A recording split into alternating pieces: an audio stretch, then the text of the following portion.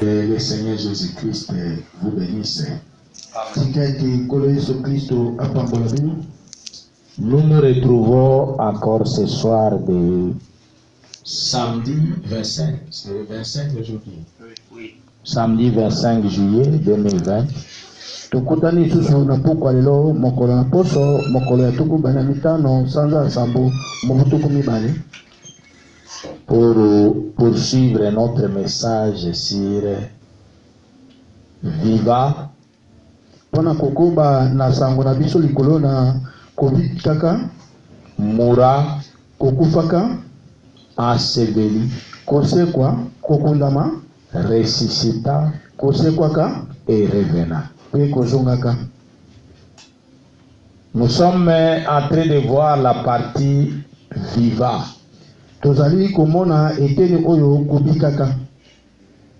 Le frère Branham m'a tiré cette écriture dans Psaume chapitre 22, c'est de là qu'il a tiré sa prédication.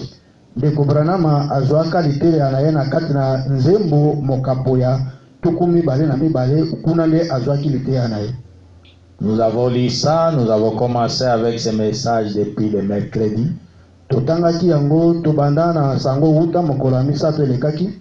Hier vendredi encore, nous avons continué avec ça. Et aujourd'hui, samedi, nous poursuivons avec ça. C'est un message qui prendra un long moment. Parce que je veux décortiquer chaque mot de ce titre-là, de ce sujet-là.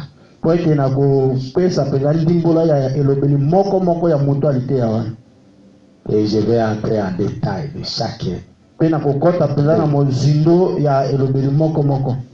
Nous sommes en train de voir Viva. Quand Jésus a vécu, qu'est-ce que sa vie sur terre nous a amené?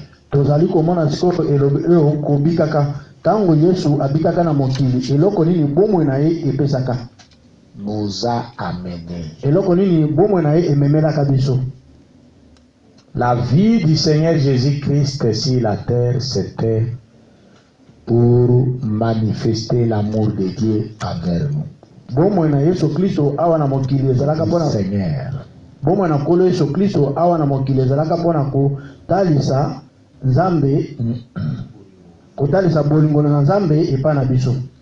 Je disais que la vie du Seigneur Jésus-Christ sur la terre manifestait l'amour de Dieu pour nous.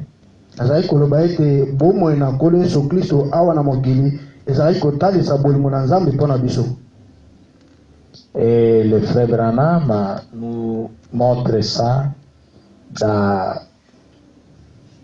cette prédication Viva Moura en disant il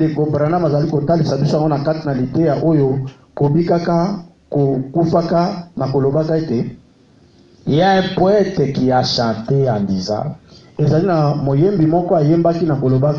Viva il m'a aimé, en Moura il m'a sauvé, en Seveli il apporta mes péchés au loin, en ressuscita il m'a justifié pour toujours, pour que je puisse être libre. Et en revenant, il y a un jour glorieux où le Seigneur va revenir.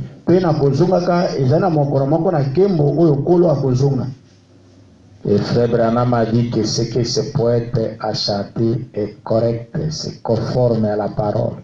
Je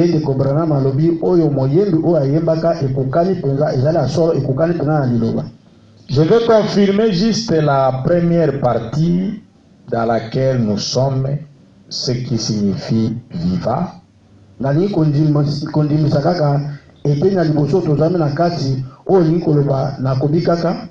Que c'était l'amour de Dieu qui était manifesté à travers le Seigneur Jésus. L'amour de Dieu. Je lis ça dans Jean chapitre 3, verset 16. nazali kotanga yango na kati na buku na Yohane mokapo ya misato nzela mokia ya 19. Car Dieu a tant aimé le monde Po ete nzambe alingaki mokili koleka qu'il a donné son Fils unique nde apesaki mwana ne moko ya likinda afin que quiconque croit à lui ne périsse point, na ntina ete moto nani akondimela ye akufa te, mais qu'il ait la vie éternelle. kasi azwa bomoi na seko. Vous voyez ça? Bomoni yango? Il faut faire ça à la main. Donc, ceci confirme que la vie de Jésus-Christ sur la terre na bongo oyo niko ezali kondimisa ete bomoi na Yesu Kristo awa na mokili, c'était l'amour de Dieu qui était manifesté pour vous et moi.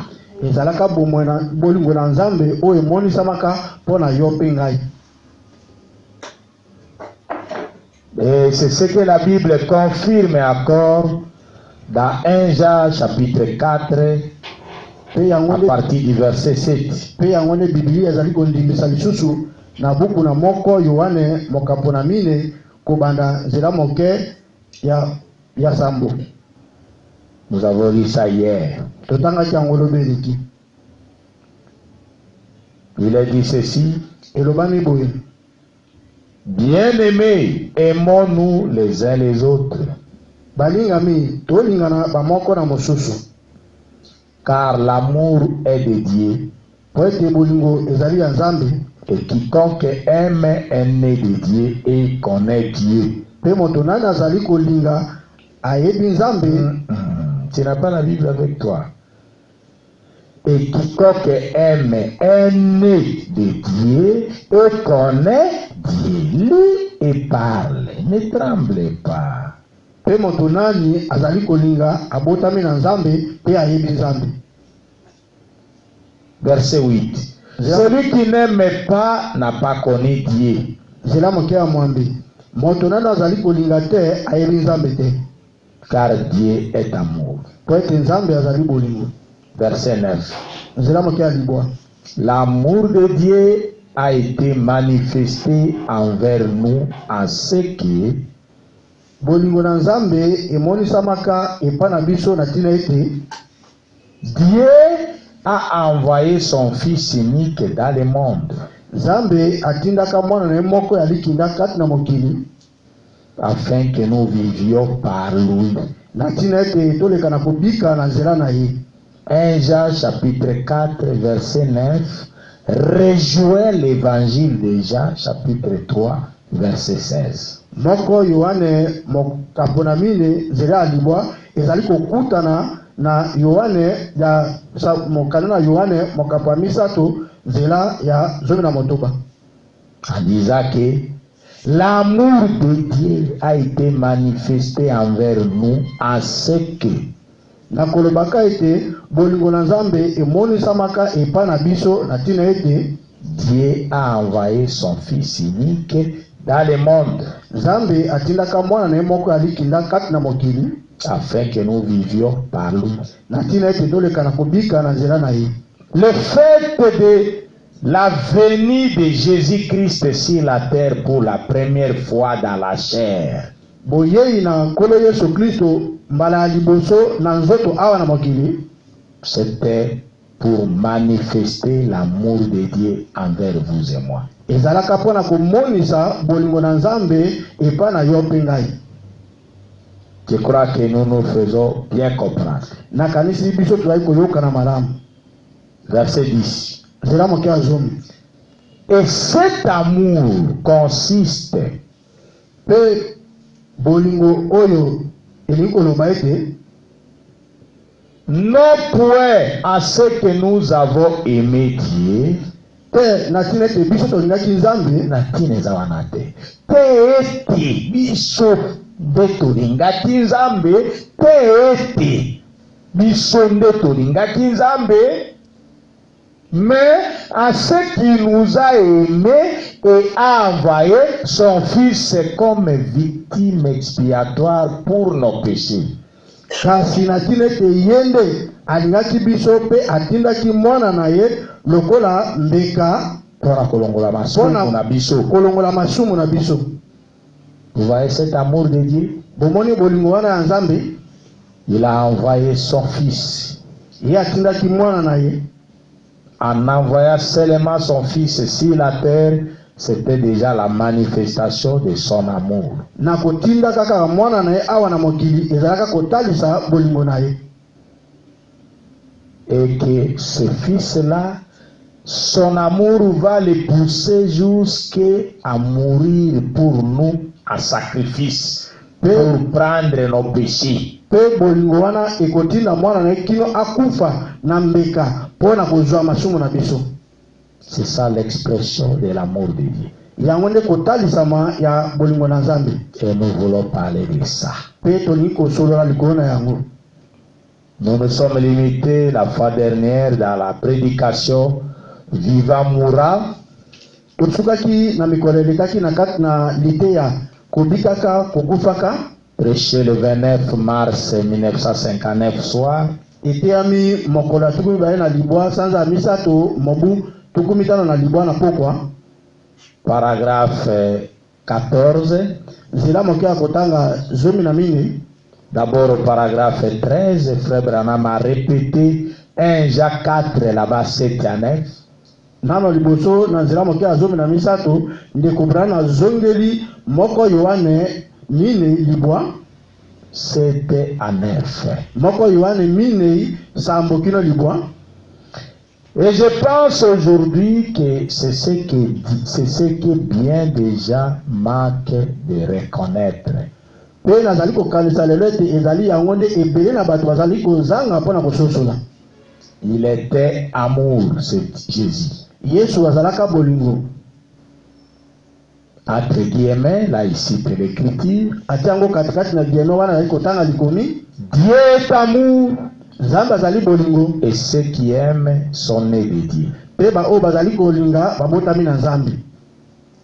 Le guillemets est fermé. Guillemets ikangami. C'est-à-dire, c'est une citation de l'écriture. Eli koloba ezali liloba ya Biblia. Et c'est quelle citation? C'est 1 Jacques 4, 7 à 9. Pe ezali mokanda nini ezali moko Yohane mine sambokino libwa. Paragraphe 14. Zela mokia zomi na mine. Dieu a tant aimé le monde, c'est-à-dire ceux qui ne méritent pas d'être aimés. C'est ça le monde. Nzambe alingaki mokina kolinga koleka. Eli koloba ba o ba bongaki tete balinga bango yango nde mokili. Qu'il a donné son fils unique. Nde apesaki mwana na lolenge te. Na lolenge te apesaki mwana ne moko ya likinda. Afin que quiconque croit en lui ne périsse point. Na lolenge te moto nani akondimela ye akufa te. Mais qu'il ait la vie éternelle. Kasi yazwa bomwe na seko. Là encore c'est entre guillemets. Wana lisusu zali kati na guillemets. C'est quelle écriture? Ezali kominini. C'est 1 Jean chapitre 4 verset 10. Ezali moko Yohane mokapo ya mine nzela moke ya zomi. Et Jean chapitre 3 verset 16, là où nous venons de lire. Pe Yohane mokapo ya misato nzela moke ya zomi na motoba esika webu chihutu kotanga. Je voudrais juste lire une écriture que j'ai lue hier pour fixer vos esprits sur l'amour de Dieu. Nalingi lisusu natanga likomi moko o natanga kilobi pona kotia penza makanisi na bino likolo na bolingo na Nzambe. Romains chapitre 5 verset 5. Baloma mokapo ya mitano nzela moke ya mitano. Or, l'espérance ne trompe point. Zokande elika ekosaka te. Parce que l'amour de Dieu est répandu dans nos cœurs par le Saint-Esprit qui nous a été donné. Poete bolingo na Nzambe esopali na mitema na biso na nzela na molimo mosatu oyo epesamelaki biso. Vous voyez l'amour de Dieu? Bomoni bolingo na Nzambe. L'amour de Dieu c'est quoi? Bolingo na Nzambe ezali nini? C'est le Saint-Esprit. Bolingo na Nzambe ezali molimo mosatu. J'ai dit hier. Nalobaki lobi oleki. Aimer Dieu, ce n'est pas aller à l'église avec sa Bible à la main. Kolinga Nzambe elingo te koloba kokena losambo na Biblia no na maboko. Aimer Dieu, ce n'est pas lire les brochures de Frère Branham. Kolinga nzambe elikete koloba kotanga brochure ya ndeko Branham. Mais aimer Dieu, c'est garder sa parole. Kasi kolinga nzambe elikoloba kobatela liloba na nzambe. C'est ce que Jésus lui-même a dit dans Jean chapitre, je crois 14. Yango nde Yesu ye moko alobaki na kati na Yohane na kanisi mokapo ya 14.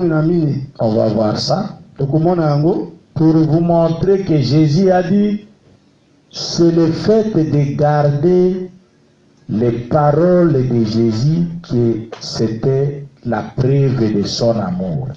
Pona kotalisa bino ete Yesu alobaki ete likambo ya kobatela liloba na Yesu yango ezali ndanga ya bolingo na ye. Que celui qui m'aime puisse garder mes commandements. Ete moto oyo alingi ngai abatela malako na ngai. C'est ça ce que la Bible nous enseigne. Yango nde oyo Biblia ezali kolakisa biso. Jean chapitre 15 verset 9 à 10. Yohane mokapo ya 15 nzela moke ya kotanga libwa kino 10. Comme le Père m'a aimé, je vous ai aussi aimé. Lokola tata alingaki ngai ngai pe nalingi bino lokola. Demeurez dans mon amour. Bovanda kati na bolingo na Boumela. Boumela kati na bolingo na ngai. Si vous gardez mes commandements, c'est sa parole. Soki bobateli mibeko na ngai ezali liloba na ye. Vous demeurez dans mon amour. Bokoumela kati na bolingo na ngai. De même que j'ai gardé les commandements de mon Père.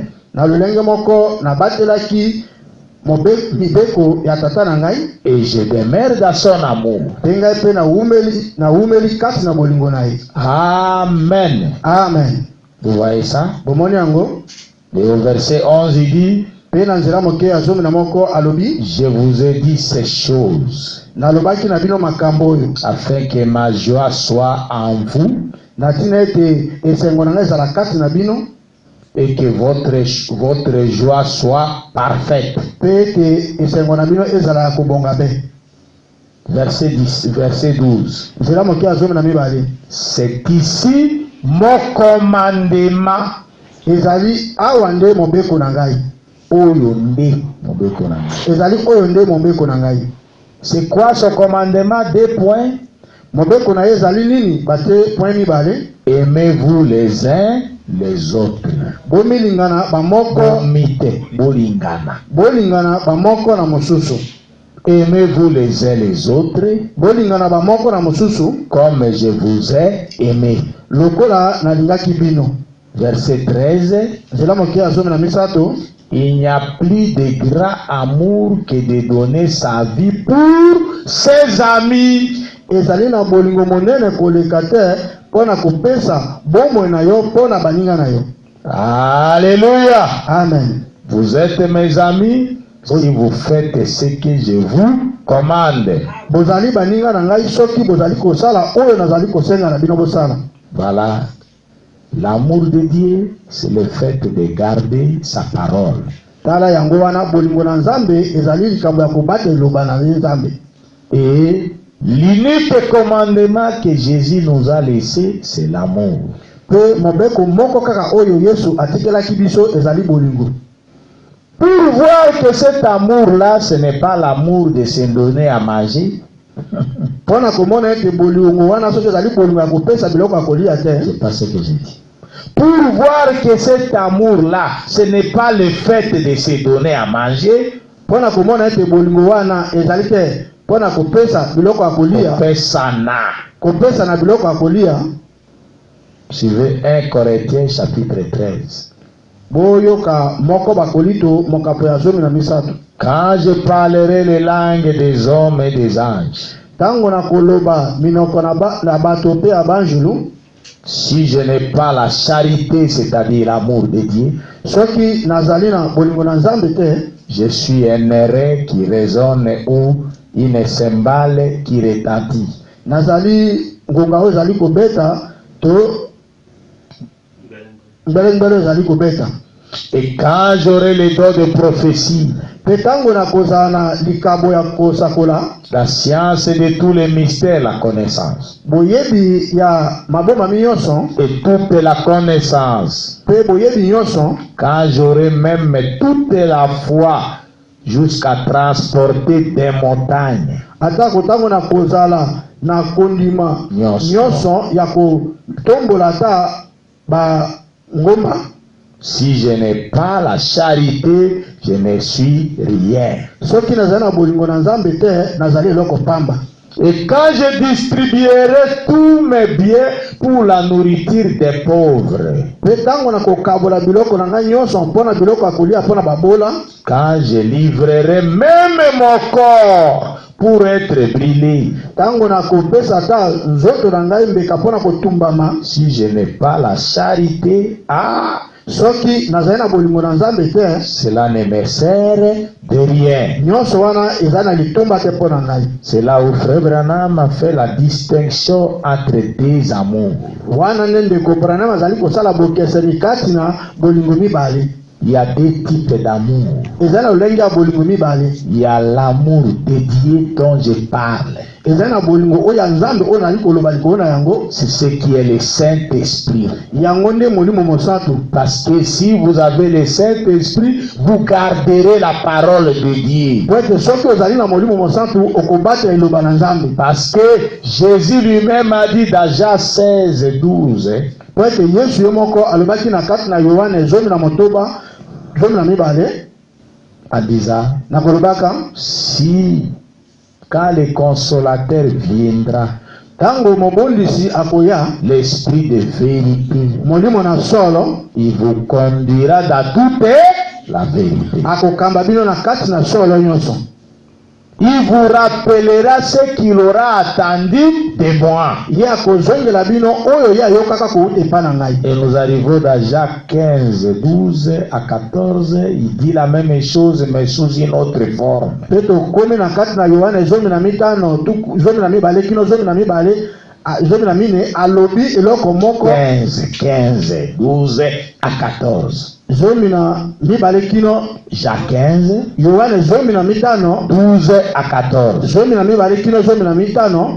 Il dit la même chose sous une autre forme. En disant, si vous m'aimez, gardez mes commandements.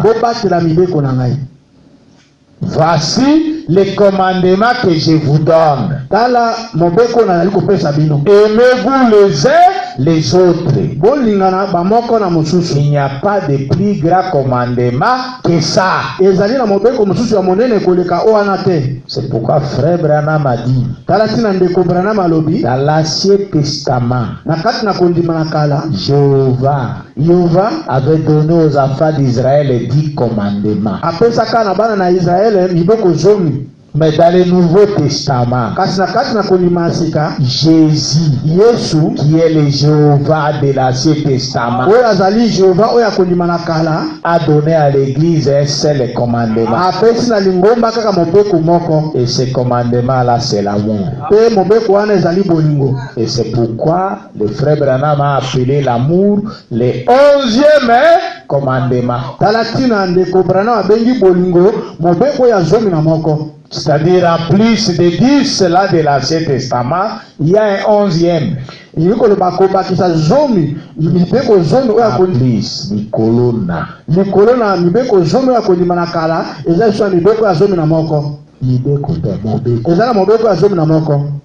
plus, vous voyez ça?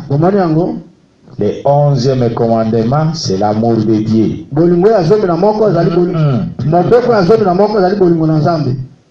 Il continue, il dit. Donc, Paul nous dit clairement, même si vous distribuez votre nourriture aux pauvres, si vous n'avez pas l'amour, vous n'êtes rien. C'est là où je vais vous montrer, pour vous montrer ce soir que nous ne sommes pas sauvés par des œuvres. C'est pas parce que tu donnes la nourriture aux gens, ou les habits, ou l'argent aux gens, que tu entreras au ciel. Non.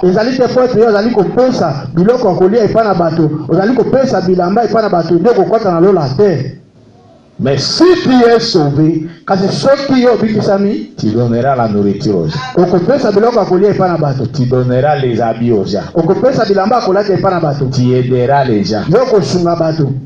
Mais si tu le fais sans être sauvé, croyant que parce que tu le fais, c'est alors que tu seras sauvé, là tu te trompes. Yo soki ozali kosala yango kozanga te yo bikisama na kondimaka ete lokola ozosala yango ekokende na lola ozomikosa. Je crois que je me fais comprendre. Nakanisi ete bozali kososola ngai. Je voudrais que l'Église puisse comprendre cet enseignement. Il est profond. Na kolinga ete losambo lingomba peza esosola lilakisi oyo ezali pena mo lusindo. Vous voyez ça? Omoni yango Il dit, azali koloba la charité est patiente. bolingo na Nzambe eza na motema molai, Elle est pleine de bonté. bolingo na Nzambe etondi na boboto, La charité n'est point envieuse. Nous la keloko ya moto te. bolingo na Nzambe elula ekeloko na moto te, La charité ne se vante point. bolingo na Nzambe ezalaka na lolendo te. C'est ce que j'ai dit hier. Hein? Ezali yango nde nalobaki lobi eleki. Non, comme vraiment vous blaguez avec moi là, mon don de vision ou de prophétie, je ne l'utiliserai plus dans cette église. Je pars. Te lokola bozali kosakana na nga awa na losambo oyo likabo na nga ya mamono to ya prophétie na kosala yango suni na losambo te na kei. C'est quel amour ça? Wana bolingo nini wana? C'est quelle manifestation ça? Ezali kotalisama to mosala lolenge nini wana? C'est un signe que cette personne n'a pas le Saint-Esprit. Ezali elembo ete moto wana azali na molimo mosantu te. Je vous ai dit hier que Frère Branham a dit Dieu mal compris. Nalobelaki bino lobi ete ndeko Branham alobi na likati na liteya Nzambe asosolami mabe. Prêché le 23 juillet 61. Oyo etemaki mokolo ya tuku mibale na misato sanza ya sambo mobu tuku motuba na moko. Hier, j'ai dit c'était le paragraphe 130, c'est pas 130, j'ai vérifié, c'est plutôt 113. Ezali nzela lobi na lobaki ezalaki nzela moke ya kama moko na tuku misato ezali bongo te na tali yango lisusu ezali nzela moke ya kotanga kama moko na zomi na misato. C'est là où Frère Branham a dit Ezali kuna nende ko Branham ezali koloba la personne qui a le Saint-Esprit moto oyo azali na molimo mosantu ne peut pas se mettre en colère si vous la corrigez avec la parole. akoyoka kanda te soki yo ozongisi na nzela na liloba. Si elle se mettait en colère, soki akwati na kati ya kanda, sachez que cette personne-là n'a pas le Saint-Esprit. yeba ete moto wana azali na molimo mosantu te. Parce que le Saint-Esprit supportera la correction par la parole. Ete molimo mosantu akoyika piko na kozongisama na nzela liloba. C'est ce que la Bible nous enseigne. Yango ne Biblia ezali kolakisa biso. Et c'est ce que les messages nous enseignent. Pe yango pende sango na tango na poko azali kolakisa biso. Elle continue. Azali kokoba. La Bible. Biblia ezali kokoba. La charité ne se vante point. Bolingo na Nzambe ezalaka na olendo te. Elle ne s'enfle point d'orgueil. Bolingo na Nzambe elokaka lolendo te. Ne se vante point, c'est emiku misakate. Ne s'enfle point d'orgueil ni ezakana lolendo te. Elle ne fait rien de malhonnête, la charité. Bolingo na Nzambe esalaka eloko moko ya mabe te. Malhonnête, ce n'est pas malhonnête. Malhonnête, c'est comme une rise. Bolingo na Nzambe esalaka eloko moko te ya mayele mabe. Un chrétien est honnête et droit. Mon Christ azali pe moto na sembo. Il ne peut pas vous parler avec double face. Il est en face de vous, il dit une chose, alors qu'il a un agenda caché. Quand vous tournez le dos, il fait autre chose. Ça, ce n'est pas un chrétien. Mon Christ a koko lobelo te na elongi mibale. Na miso boye alobelo eloko mususu. Soko balisi mokongo, abalisi makambo akomisa onde mususu. Bana ezali Kristo te. Non. Te. C'est ce que la Bible dit ici. Yango ne Biblia ezali koloba awa. Elle ne fait rien de malhonnête. Asalaka eloko moko. Asalaka bolingo na Nzambe. Bolingo na Nzambe esalaka eloko moko te na lolenge ya mabe. Mayele. Na mayele mabe. Elle ne cherche point son intérêt. Bolingo na Nzambe elukaka litomba na yango moko te. Elle ne s'irrite point. Bolingo na Nzambe esilikaka te. Mwende bagatelle. Voilà, nakela ngai, botikala, monabwe. Hey, c'est quoi ça? Moi likambo moke, nakela ngai, wana nini wana? Vous voyez ça? omoni yango Elle ne soupçonne point le mal. bolingo na nzambe ekanisaka te ata eloko ya mabe. Oh, depuis que Fidèle a vu la vision que moi j'avais la main noire, vous ne voulez plus prendre ma dîme par la main. owuta ndeko Fidèle amonaka loboko na ngai ezali moyindo na vision te loboko na ngai ezali moyindo yo olinga susu kozwa moko na nzembe na ngai na maboko te. C'est le soupçon. wana ezali kokanisela moto mabe. Je lui ai dit, mais depuis là tu es sûr, je n'ai jamais pris ta dîme de la main. nga nalobaki na ewuta mokolo wana ozali pena ya kondima ete na tia kozwa moko na nzembe na maboko te. Mais ce jour-là dont tu parles, tu m'as trouvé en train de manger. kasi mokolo ozali koloba wana okutana nga nazolia biloko. Et tu as amené ta dîme, ton papier de dîme, comme si tu voulais mettre ça sur l'assiette. pe yo oyaki na lokasa na oyo ya dimi lokola ngai otiango na kati ya sani ya biloko nazolia. C'est alors que je t'ai dit, dépose ça sur la table. yango nde nayebisaki ete tia yango ya likolo na mesa. Donc pour toi, il fallait que je laisse d'abord de manger, que je prenne ta dîme mpo na ye de la main. mpo na ye ezalaki ete natika nao biloko natika nao kolia nazwa kaka moko oyo nazongi na yo na maboko. Je crois que quelque part, il y a aussi un manque de respect. nakanisi De ete savoir vivre. esika wana mwa koyeba kobika te na kati na bato ezali wana. Vous voyez ça? omoni yango Et la Bible continue. te biblia ezali kokoba Elle ne se réjouit point de l'injustice, l'amour de Dieu. bolingo na nzambe esepelaka te na kozanga sembo, Mais elle se réjouit de la vérité. kasi bolingo na nzambe esepelaka na solo. La vérité, c'est quoi? C'est la parole. Non? solo ezali nini? ezali liloba. Elle excuse tout. bolingo na nzambe elimbisaka nyonso. Ma sœur, le problème de 1000 francs, moi le pasteur, j'ai dit, j'oublie ça, laissons ça alors de là-bas. Non pasteur, en tout cas moi, je vous quitte. ndeko na ngai ya mwasi Vous ne me verrez jamais ici. Même dans votre église, ne me cherchez pas. ndeko na ngai ya mwasi likambo wana ya 1000 francs tika yango ngai moko pasere na limbisi te mokengeli botika ngai na kei bokomona ngai lisusu na losambo na ngai na bino te boluka mpe ngai lisusu te. Est-ce que cette personne a-t-elle l'amour de Dieu? moto wana mpenza azali mpenza na bolingo na nzambe? La réponse est non. eyano ezali te. Et l'amour de Dieu, c'est le Saint-Esprit. mpe bolingo na nzambe ezali molimo mosantu. Elle croit tout, donc tout ce qui est la parole. bolingo na nzambe endimaka nyonso ezali liloba. Elle espère tout. bolingo na nzambe ezalaka na elika na nyonso. Elle supporte tout. bolingo na nzambe eyitaka piko na nyonso. Voilà encore une autre citation tala wana lisusu ete na liloba mosusu que je vous ai lu hier, oyo natangelaki bino lobi, selon laquelle oyo na kouta na kokokana na yango dans question-réponse numéro 3, na kati na lite ya mituna mpe biyano nimero ya misato. cette sœur dont frère Branham a parlé que son mari était un ivrogne. oyo ndeko mwasi oyo ndeko Branham asololaki likolo na ete mobali na azalaki molangi mosanga. Elle a supporté patiemment, c'est ce que Branham a dit. ayikaki piko na motema molai mpenza yango nde Branham alobaki. Cette sœur a supporté patiemment, ndeko mwasi wana ayikaki piko na motema molai mpenza. bien que son mari pouvait prendre l'assiette de la nourriture jetée par terre. atako mobali na ye azwaki sahani ya biloko ya kolia abwaki yango na mabele. Et son mari faisait tout ça pour la provoquer. mpe mobali na azalaki kosala nyonso mpo atungola ye asilika. Mais cette femme ne s'est pas fâchée. kasi ndeko mwasi wana atikala kosilika te.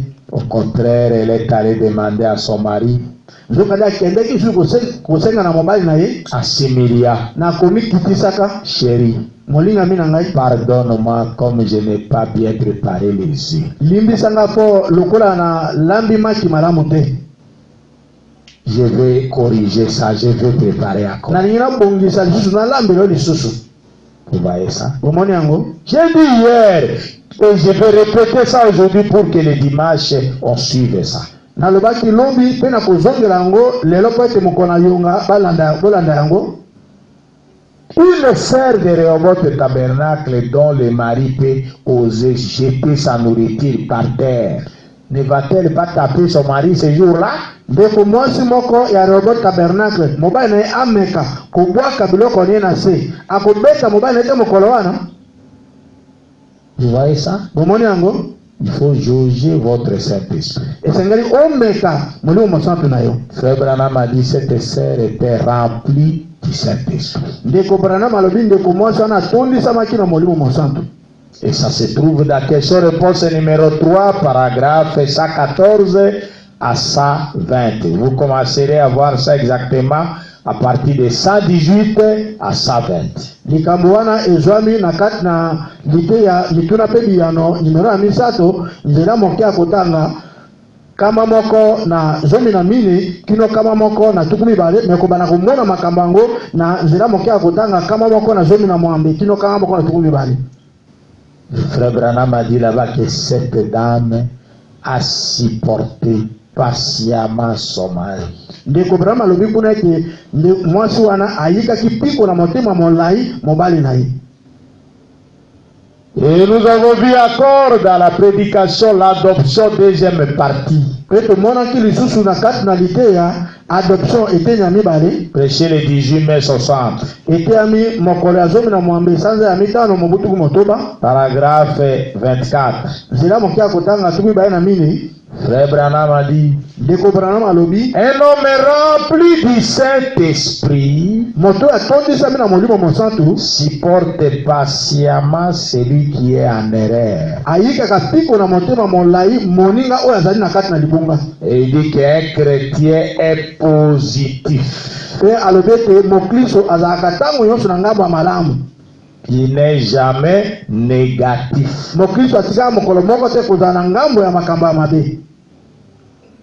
Kubanza mabe. C'est ce que nous venons de lire dans 1 Corinthiens 13. L'amour ne soupçonne pas le mal. L'amour supporte tout. L'amour esquisse tout. Soupçonnez le mal, frère. J'ai vu comme vous étiez en train de rire là, je voyais que vous riez de moi. Vous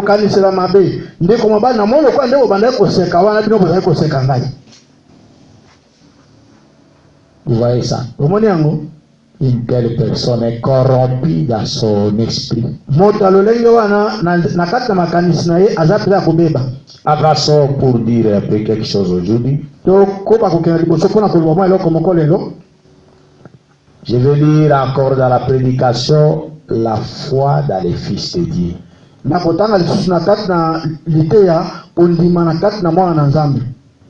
Prêché le 15 juillet 1952.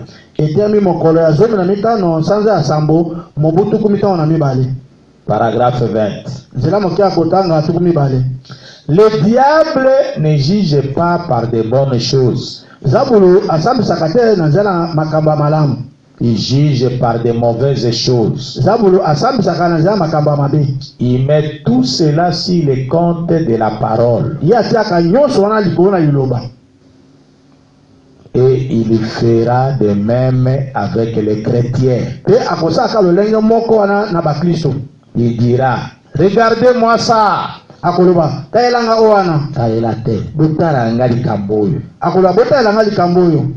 Regardez ce gars-là.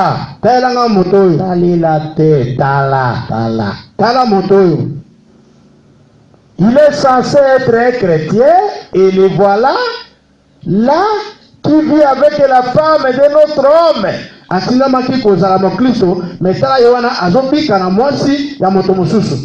Il prend des liqueurs. Il fait ces choses-là. Eh bien, je suis aussi bon que lui. Hein? Vous voyez ça?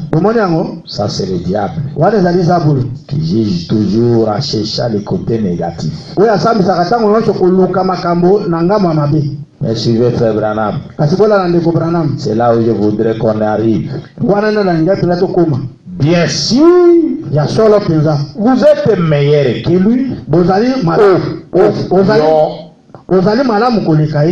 Mes frères singuliers, ce gars-là n'a rien à faire avec l'homme qui mène réellement une vie chrétienne authentique et qui aime Christ. azali na eloko moko te akosala na moto azali kobika pena bomo ya solo Ya mon Christ. ya mokristo Pe oyo alingi Christ. pe oyo alingi kristo. Donc il s'appelle chrétien de nom, il n'en est pas un. elikoba ye abengami mokristo ya kombo kasi azali mokristo te. C'est ce que Branham a dit. yango nde branham azali koloba. Si vous dites qu'il vit avec la femme de quelqu'un d'autre, soki ozali koloba ete azali kobika na mwasi ya moto mosusu, si vous dites qu'il prend des liqueurs, soki ozali koloba ete abelaka masanga makasi, Frère Branham a dit, vous avez raison. ndeko branham abi ke yo ozali na raison, Vous êtes meilleur que lui. yo ozali malamu koleka ye, Mais il veut vous faire voir ceci. kasi ye alingi kotalisa yo oyo. Mais mes frères, kasi ndeko ces gars-là, moto wana qui boit les liqueurs enivrants, oyo azali komela masanga ya kolangwisa, qui vit avec la femme de quelqu'un oyo d'autre, azali kobika na mwasi ya moto mosusu, n'a rien à faire avec l'homme qui mène réellement une vie chrétienne authentique et qui aime Christ. azali na eloko moko te ya kosala na moto azali kobika mpenza bongo mokristo ya solo mpe alingi kristo, mpe oyo alingi kristo. S'il aime Christ, soki alingi kristo il ne fera pas ces choses. akosala makambo wana te. Vous voyez ça? bomoni yango C'est pour rejoindre quoi? ezali mpona kokutana na nini? 1 Jean chapitre 4 verset 7 à 9. moko yohane mokambo na mine nzela moke ya kotanga sambo kino libwa. Celui qui aime est né de Dieu. moto azali kolinga abotami na nzambe. Et si vous aimez, vous ne ferez pas ces choses. pe soki ozali kolinga okosala bamakambo wana te. On va y arriver. Je vais vous donner encore des écritures. tokokoma na kopesa bino esu bamakomi. Vous voyez ça? omoni yango Frère Branham a dit, ndeko branham alobi, il continue, il dit, azali kokoba alobi s'il aime Christ, soki ye alingi kristo il ne fera pas ces choses. ye akosala makambo wana te. Car il est né de l'Esprit de Dieu. po ete ye abotami na molimo na nzambe, Et la semence de Dieu demeure en lui. mpe momboto na nzambe ezali kati na ye. Et il n'aura plus aucun désir de faire cela. pe akozala na posa moko te ata ekosala bamakambo wana. Alléluia. amen. Est-ce que vous comprenez ça? bozali kososola mpenza. Oh, l'évangile est merveilleux. sango malamu ezali mpenza kitoko. Un homme qui est né de Dieu moto abotami na nzambe ne fera pas ces choses-là. akosala makambo wana te. Et l'écriture, je vous la donne. Hein? pe likomi yango naye kopesa bino yango. 1 Jean chapitre 3, verset 9. moko yohane mokapo ya misato nzela moke ya libwa, Je commence au verset 8. nakoba na nzela moke ya mwambe. Le verset 8 à 10. 1 Jean 3, 8 à 10. moko yohane misato mwambe kino zomi. Celui qui pêche est du diable. moto azali kosala lisumu azali ya zabulo, Car le diable pêche dès le commencement. po ete zabulo asalaki lisumu, Salaka. asalaka lisumu wuta ebandeli. Le Fils de Dieu apparu afin de détruire les œuvres du diable. mwana na nzambe ayaki mpona kobebisa misala ya zabulo. Verset 9. nzela moke ya libwa, Quiconque est né de Dieu ne pratique pas le péché, moto nani oyo abotami na nzambe asalaka lisumu te. parce que la semence de Dieu demeure en lui. po ete momboto na nzambe ezali kati na ye, Et il ne peut pécher pe akoki kosala lisumu te parce qu'il est né de po Dieu. ete abotami na nzambe. Verset 10. nzela moke ya zomi. C'est par là que se faut reconnaître les enfants de Dieu et les enfants du diable. ezali wana nde bayebaka bana na nzambe pe bana na zabulo. Quiconque ne pratique pas la justice n'est pas de Dieu. moto nani oyo azali kosala boyengebeni te azali ya nzambe te. Non plus que celui qui n'aime pas son frère. ate pe moto oyo azali kolinga ndeko na ye te. Celui qui n'aime pas aussi son frère n'est pas de Dieu. elingi koloba moto azali kolinga mpe ndeko na ye te azali mpe ya nzambe te. Est-ce que vous êtes avec moi? bozali na ngai elongo. Je reprends ça. naye kozongela yango. Il dit ceci, frère Branham. ndeko branham alobi boye, Mes frères, kasi ndeko ce gars-là, moto wana c'est-à-dire celui qui vit avec la femme d'un autre, moto azali kobika na mwasi ya moninga na ye, c'est-à-dire celui qui prend les liqueurs fortes, elingi koloba moto azali komela masanga ya makasi, n'a rien à faire avec l'homme qui mène réellement une vie chrétienne authentique et qui aime Christ.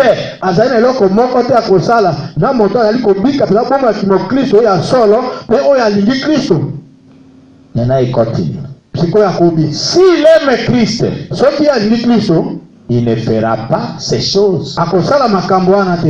Et il donne l'écriture que je viens de vous lire. mpe apesi likombo na kuti kotangela bino Mais ça cité la référence. kozanga kotanga yango na Bibilia. Il ajoute, il dit, car il est né de l'Esprit de Dieu. abakisi alui po ete abotami na molimo na Nzambe, Et la semence de Dieu demeure en lui. mpe bomboto na Nzambe ezwami kati na ye, Efandi. efandi kati na ye, Et il n'aura plus aucun désir de faire cela. mpe akozala so ata na posa moko te akosala makambo wana. Vous voyez la raison? bomoni toyoki ntina Vous dites que je suis chrétien, mais vous vivez encore dans les femmes, dans les boissons, dans la cigarette, dans ces choses-là, dans les mensonges, dans la malhonnêteté. Ça montre que vous n'en êtes pas.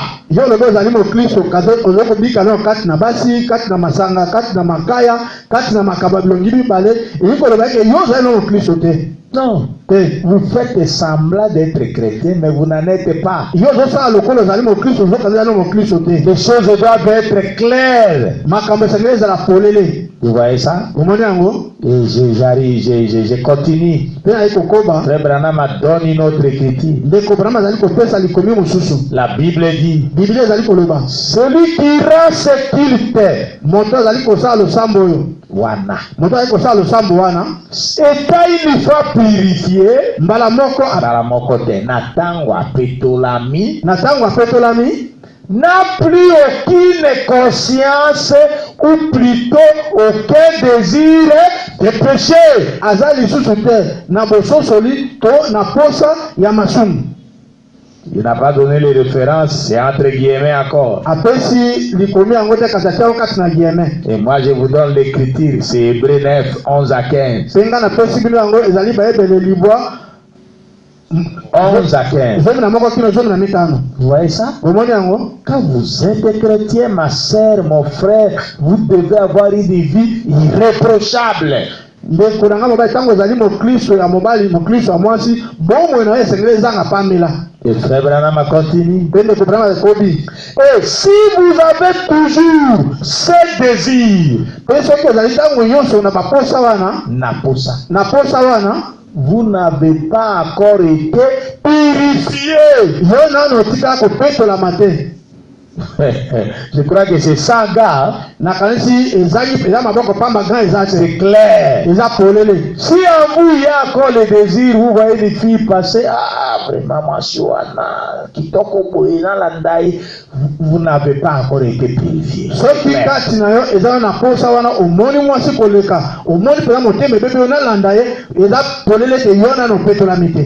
Vous êtes là, une jeune fille en train de provoquer les hommes pour qu'ils vous aiment. Vous n'êtes pas encore purifié. yo ozali wana elenge mwasi azali kotungisa yo koluka lole.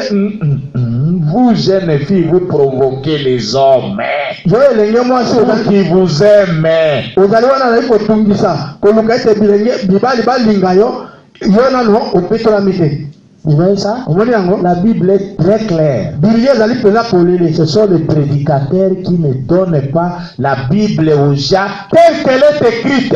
ezali batei nde bazali kopesa te Biblia epai na bato lolenge yango ekomami. Frère Branham a dit il croyait la Bible à la façon dont elle est écrite là. ndeko Branham alobaki ete ye azali kondima Biblia ka ndenge yango ekomami. Vous voyez ça? omoni yango Ça c'est certain.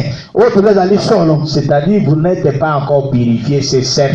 elingi koloba yo opetolami nano te ezali solo. Aussi longtemps que vous avez le désir du péché en vous. ntango nyonso ezali na posa masumu kati na yo. Voyez-vous? omoni yango Si vous avez toujours dans votre cœur le désir de sortir, ntango nyonso soki ozali na kati na motema na posa wana ya kobima, Écoutez frère Branham. boyoka ndeko Branham, De convoiter posa wana ya kolula et de pécher. posa wana ya masumu. Souvenez-vous tout simplement, mon ami, Mikanesela kaka na pete ndeko na ngai, moninga na ngai, il vous faut revenir à Dieu. esengeli ozongela Nzambe, Epai. ozonga epai na Nzambe, Revenir à l'autel. ozonga kuna na etumbelo, Car il a été planté en nous la semence incorruptible de Dieu. po ete ye alonamaka kati na biso momboto oyo ya Nzambe oyo ebebaka te. Un gré de blé ordinaire, dit-on,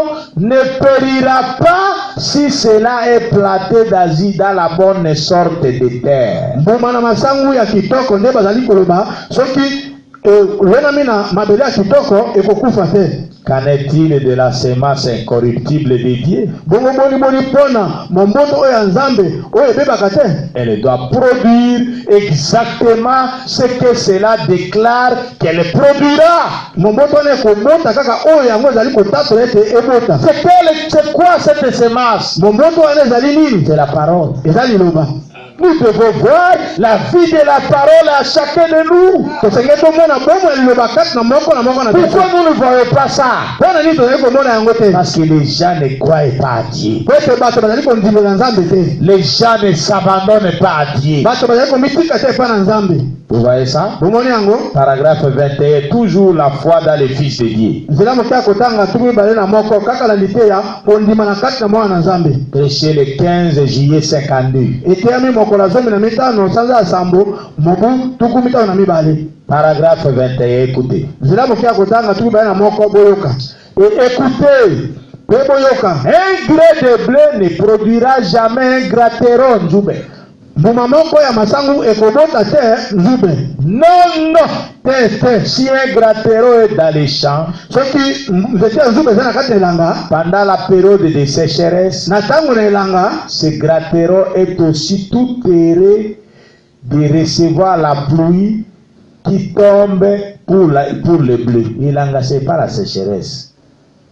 Bon, c'est la saison de pluie. Donc, nous sommes ici aux États-Unis, là où ils ont 4 saisons. Leur sécheresse, c'est pas comme ici. Vous voyez ça? Chez nous, la sécheresse, il n'y a pas de pluie. Mais chez eux, quand il y a le soleil, la pluie aussi tombe. C'est par exemple en automne, c'est là où il y a le soleil et la pluie tombe aussi. Ouais, c'est ça la sécheresse dont il parle ici. Donc, il dit, et si c'est la pluie, la même pluie, mais c'est à leur fruit que vous les reconnaîtrez. Voyez-vous? Vous saurez si c'est le gratteron ou le gré de blé. Voyez-vous? Et si vous êtes toujours charnel dans votre cœur,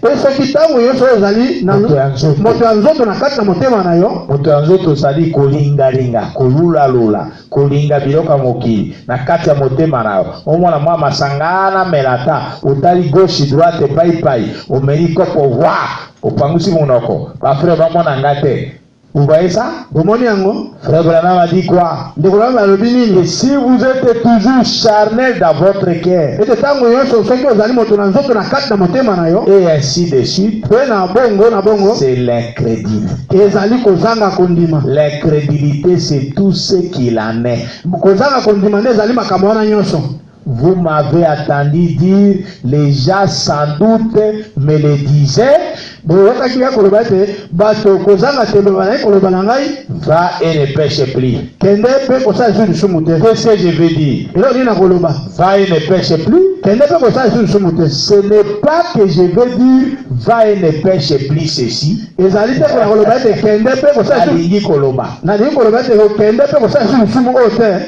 Le péché, c'est l'incrédulité. Peu importe de quoi il s'agit. Ce que vous avez fait, vous n'êtes. Vous voyez ça?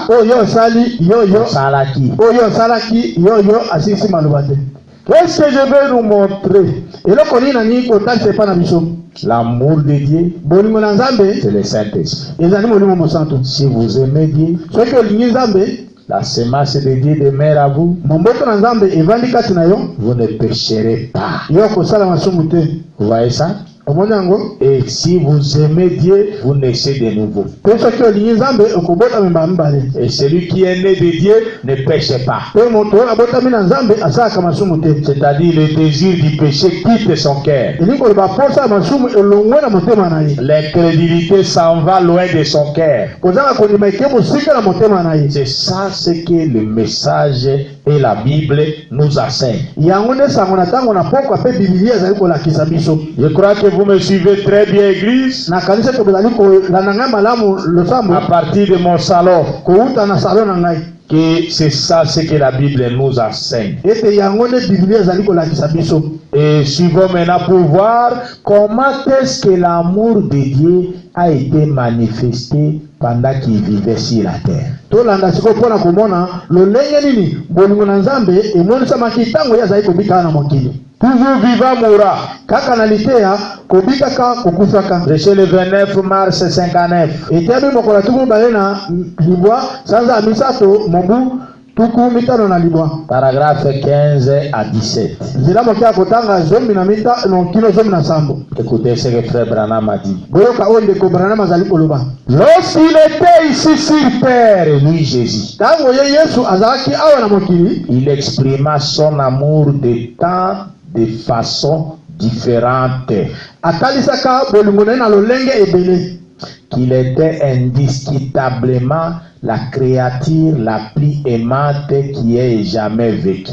ete azalaka mpenza ekela moko kozanga kotia tembe oyo ya kolingama oyo etikala kozala te. Oyo azalaki na bolingo kolingama te. oyo azalaki na bolingo oyo etikala kozala te. Et je pense que dans sa vie ici-bas, mpe nakanisi ete na kati na bomoi awa na mokili il exprimait Dieu. azalaki kotalisa nzambe. Et la seule façon que Dieu puisse être exprimé aux gens, mpe lolenge moko oyo nzambe asengeli komimonisa epai na bato c'est par l'amour. eza na nzela na bolingo. Est-ce que vous suivez? bolandi yango. La seule façon lolenge moko pour Dieu de s'exprimer aux gens, mpo na nzambe komilakisa epai na bato c'est par l'amour. eza na nzela na bolingo. Nous voyons ça d'abord dans Jésus. tomoni yango na kati na yesu.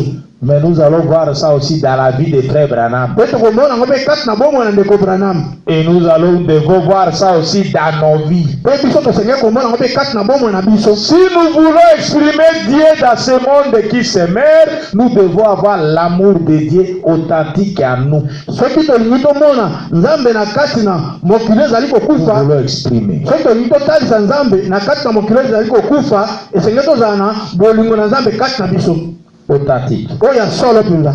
Vous voyez ça? omoni yango Tel que Jésus avait vécu, lolenge moko yesu abikaka tout ce qui était à Dieu, oyo nyonso ezalaka kati na nzambe, Dieu l'a déversé en Jésus-Christ. yesu asopaka yango na kati na yesu kristo. Et tout ce qui a été en Jésus-Christ, mpe nyonso ezalaka kati na yesu kristo, Dieu l'a déversé dans son église. ye asopi yango na kati na lingomba na ye. Tel qu'il est, lolenge ye azali, tel que nous devons être. ndenge wana mpe biso tosengeli tozala. C'est ce que la Bible nous enseigne. yango nde biblia ezali kolakisa biso. Dans 1 Jean chapitre 4 là, na kati na moko yohane mokapo na mine wana verset 1 Jean chapitre 4 verset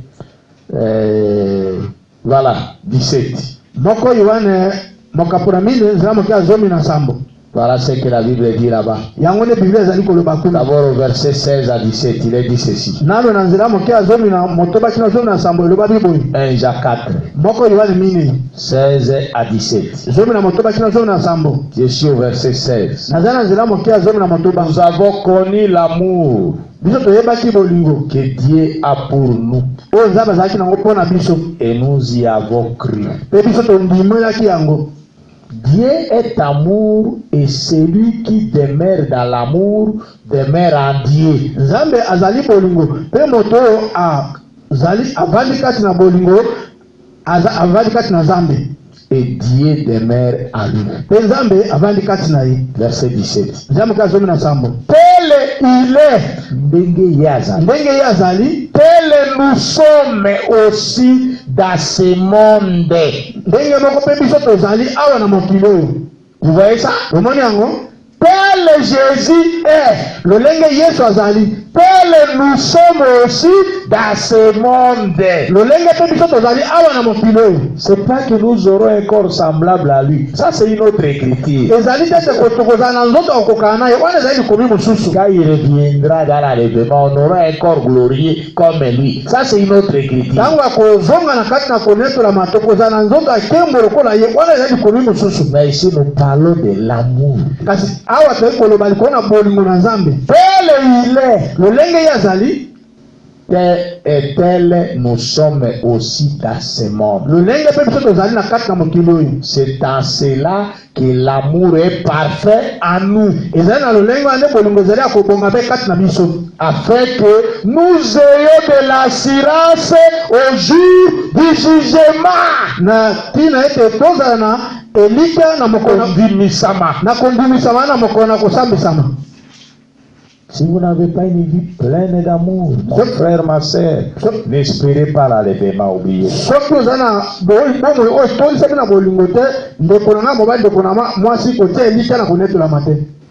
Est-ce que vous suivez ça? Bozali kolanda yango. La Bible nous recommande, nous, Biblia ekosenga epai na biso pendant que nous sommes sur cette terre, ntango biso ozali awa na mokili, d'être plein d'amour comme Jésus l'est. totondisama na bolingo lokola Yesu azalaka na yango.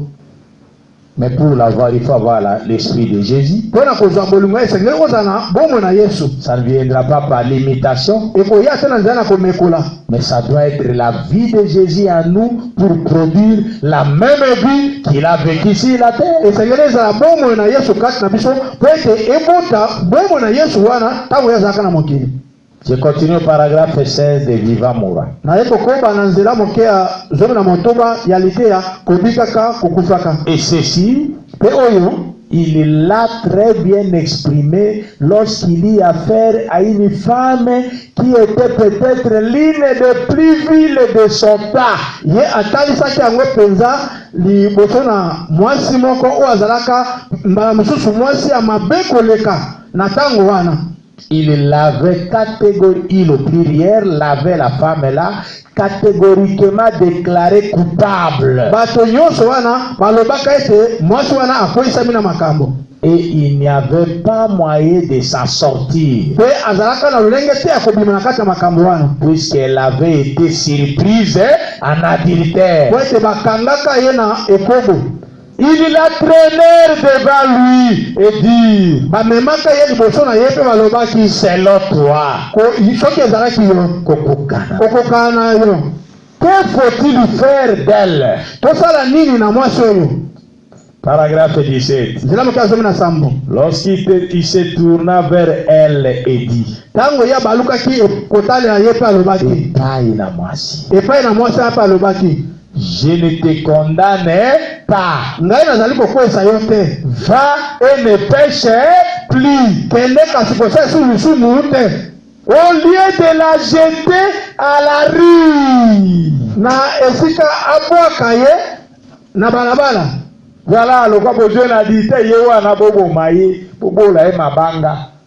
Non, Jésus n'a pas fait ça. Te Yesu asalaki bongo te. Frère Branham a dit, il a exprimé le plus haut niveau d'amour envers cette femme-là. Ndeko Branham a dit Yesu atalisaki bolingo mpenza oyo ya likolo epai na mwasi wana. Vous voyez ça? Omoni yango? Je reprends ça. Naye kosongela yango. Lorsqu'il se tourna vers elle et dit, Tango Yesu abalukaki epai na mwasi mpe alobaki, je ne te condamne pas. ngai nazali kokwesa yo te. Va et ne pêche plus. Kende mpe kosala esu lisumu te. Au lieu de la jeter à la rue, Na ntango na esika ete abwaka ye na balabala, à la merci de ces gens qui se précipiteraient sur elle, abwaka ye epai na bato bakowela na likolo na ye comme une bande de loups pour la lapider et lui ôter la vie. lokola etunkwa bambo ya zamba oyo bakobamba ye mpe bakoboma ye, Mpona kobamba ye mabanga, mpo na kobamba ye mabanga mpe baboma ye. son cœur tendre, Motema na ye oyo ya bopolo, le cœur de Jésus, motema na Yesu, son cœur tendre, motema na Yesu oyo ya bopolo, bienveillant, oyo ya boboto, aimant. oya bolingo. C'est abaissé jusqu'au fond du péché dans lequel elle se trouvait. Ekiteki kino na se ya lisumu oyo Esika oyo Mwasi wana. mwasi wana masumu naye bazwamaki. mwasi wana azwamaki. Esika oyo mwasi wana azwamaki.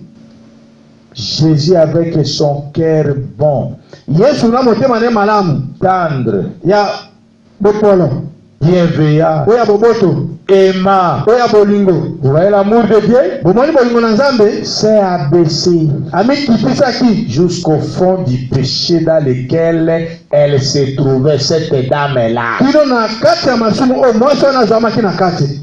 Et a dit, Pe alobaki je ne te condamne pas. nga nazali kokwesa yo te, Va seulement et ne pêche plus. kende kaka kasi kosala esu lisumu te. Quel amour! Bolingo lolenge nini boye? Vous voulez lire ça? Bolingi kotanga yango? Lisons ça dans Jean chapitre 8. Totanga yango na kati na Yohane mokapu na mwambe.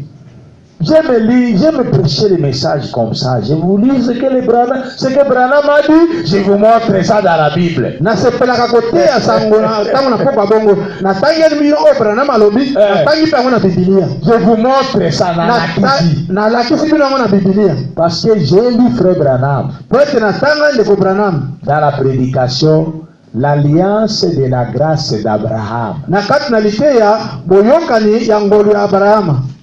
Prêché en 1961. Eteyami na mobutu ku motoba na moko. Frère Branham a dit là-bas. Ndeko Branham azali koloba kuna. Il y avait une fois un frère qui est allé trouver un groupe de théologiens qui disaient que Branham ne prêchait pas la vérité. Ezalaka na ndeko mobali moko akendaka kokutana na bato moko ali kindo oyo bazalaka koloba ete Branham azali koteya solo te. Ce frère-là leur a dit, de quoi parlez-vous là? Qu'est-ce qu'il n'a pas prêché de la vérité qui n'est pas dans la Bible? Ndeko mobali alobaki na bango bozali kosola likolo na nini eloko nini oyo ateyi ezali solo te ozali na Biblia te.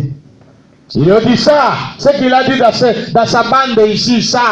Balobaki na ye oyo alobaki na bande na ye oyo. Et frère Branham a dit, cet homme-là lui a dit, Ndeko Branham alobaki mobali wana alobaki na bango na ye leur a dit, alobaki na bango, donnez-moi une minute, je vous montre ce que Branham a dit dans la Bible. bopesanga miniti moko natalisa bino oyo Branham alobi na kati na Biblia. Et il leur a montré. Pe atalisaka bango yango.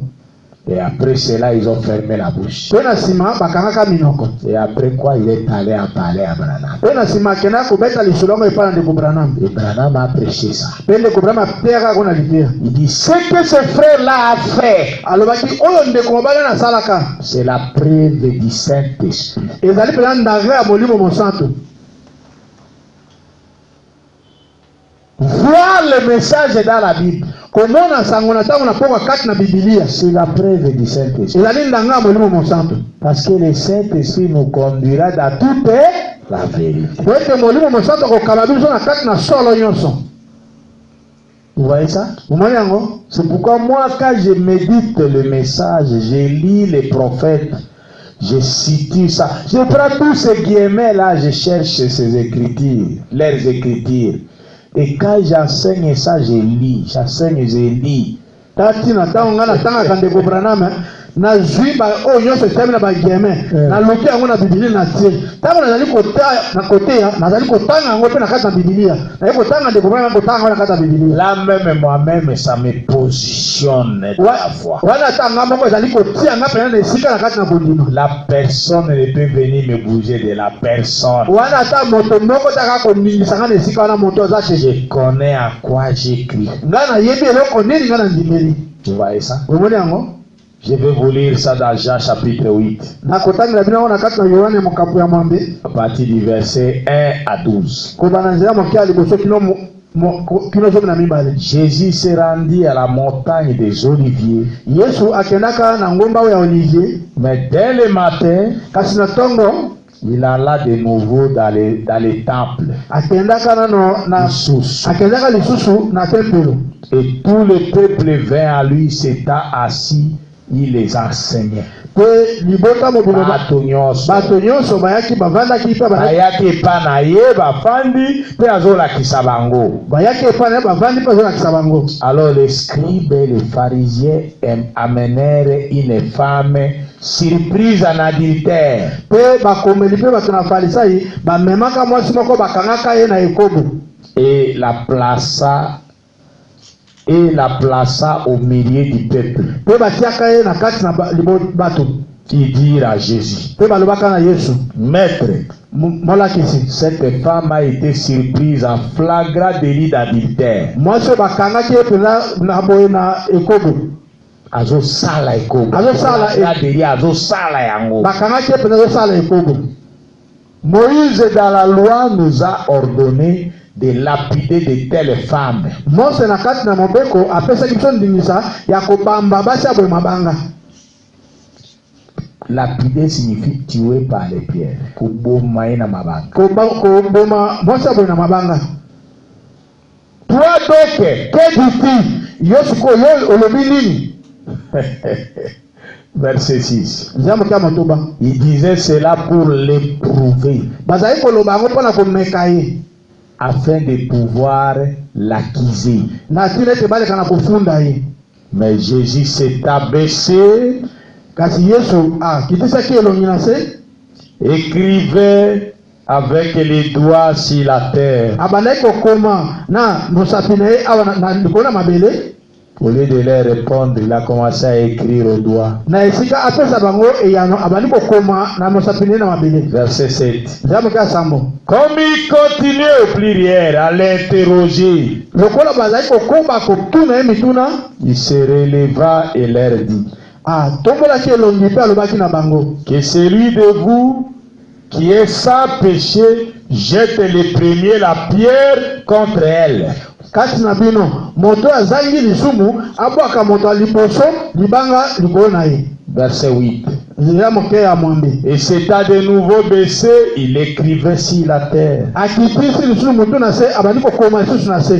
Quand ils attendirent cela, Tango bayokaki makambo wana lobaki. écoutez la Bible, verset 9. Oyoka Biblia nzela moke ya libwa. Accusés par leur conscience. Bango moko bafundamaki na nzela na makanisa motema na bango.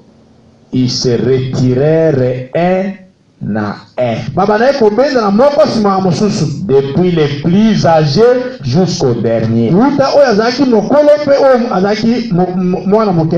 Et Jésus resta seul avec la femme qui était là au milieu. Pe Yesu atikaki ye moko na mwasi oyo azalaki wana na katikati.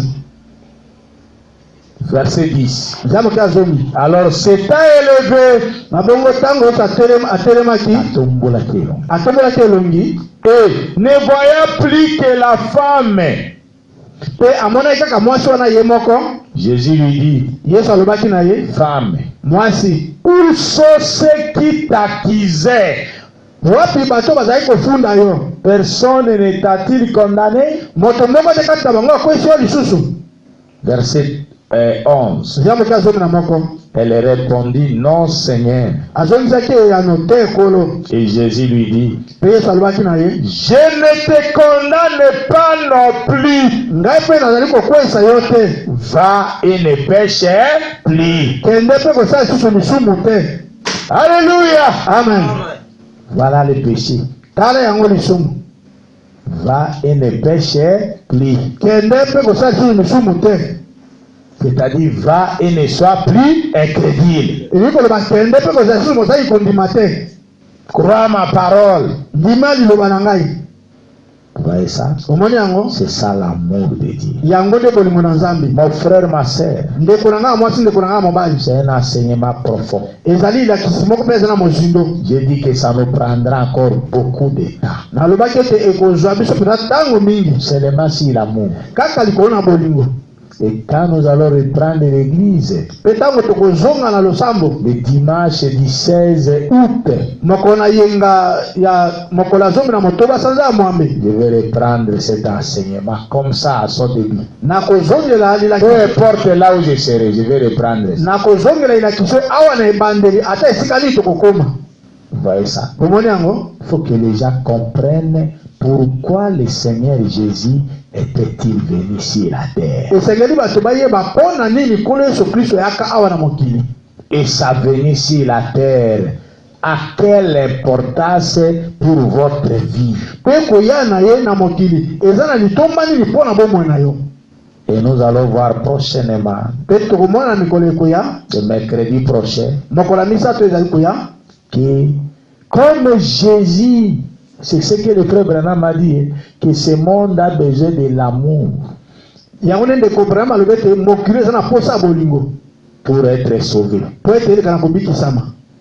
Il dit que pour sauver ce monde, vous devez les sauver par l'amour. Alobi mpona kobikisa mokili oyo esengeli obikisa yango na nzela na bolingo. Vous devez parler aux gens par l'amour pour les sauver. Esengeli osolola na bato na nzela na bolingo po elekana kobikisa bango. Nous verrons ça le mercredi. Tokomona yango mokolo ya misato. Que nous devons être l'expression de l'amour Ete biso tosengeli tozala etaliselo ya bolingo pour sauver nos prochains. mpona kobikisa moninga na biso azali pembeni. Et j'ai lu le frère Branham hier la nuit. Mpe natangaki ndeko Branham lobi na butu eleki Il était en train de dire abandaki koloba que beaucoup de gens disent non, j'ai pris pour les pécheurs. Il y a beaucoup de pécheurs dans notre vie. ete bato ebele bazali koloba nayi kobondela mpona basumuki eza na basumuki ebele na kati ya ngumba na biso. Frère Branham a dit, Ndeko Branham alobi vous ne sauverez pas les pécheurs en priant seulement pour eux. yo kobikisa bato na masumu te na kobondela kaka likolo na bango. Il dit prier, Alobi bondela mais après cela, aller vers les pécheurs. kasi na nsima yango kende komona mosumuki wana Les pécheurs au prier. kokende komona basumuki Et aller leur manifester l'amour de Dieu. yo kende kotalisela bango bolingo na Nzambe. C'est en leur manifestant l'amour de Dieu que vous allez les gagner. kokende kotalisa bango bolingo na Nzambe niyo kolonga bango. Vous voyez ça? Omoni yango C'est ce que nous allons voir le mercredi. yango nde tokomona mokolo ya misato. Et Dieu va vous bénir. Mpe Nzambe akolekana kopambola biso. Que Dieu vous bénisse. Sika na Nzambe apambola biso. Seigneur Jésus, merci parce que tu nous aimes et tu es merveilleux. Tu nous as fait grâce, Seigneur, de nous amener dans ta présence, Seigneur. Nous avons écouté ta parole. Tu as parlé à nos cœurs, Seigneur. Et tu as délivré nos cœurs de l'incrédulité. Tu nous as montré ce qu'est le véritable amour. Et tu nous as montré ta vie sur la terre, comment tu as suivi cette femme pour la sauver. Tu es descendu jusque dans le fond de son péché. Et tu lui as dit qu'elle parte qui est péché. Qu'elle parte qui est péché. Seigneur Jésus, c'est ce que chacun de nous a besoin ce soir. Que tu puisses descendre là où il est dans ses péchés. Afin que tu lui dises que tu lui as pardonné et qu'il ne puisse plus jamais pécher. Fais-nous grâce, Seigneur. Donne-nous cette révélation. Nous te le demandons pour ta gloire. Assiste tes enfants, Seigneur, pour que leur cœur puisse se détacher de l'incrédulité des choses du monde. Afin qu'ils puissent s'abandonner à toi. Nous te le demandons pour ta gloire. Que tu puisses guérir les malades. Que tu puisses délivrer les affligés. Et que tu puisses sauver ceux qui sont perdus. Nous te le demandons pour ta gloire. Au nom du Seigneur Jésus-Christ, notre Dieu bien-aimé. Amen. Amen.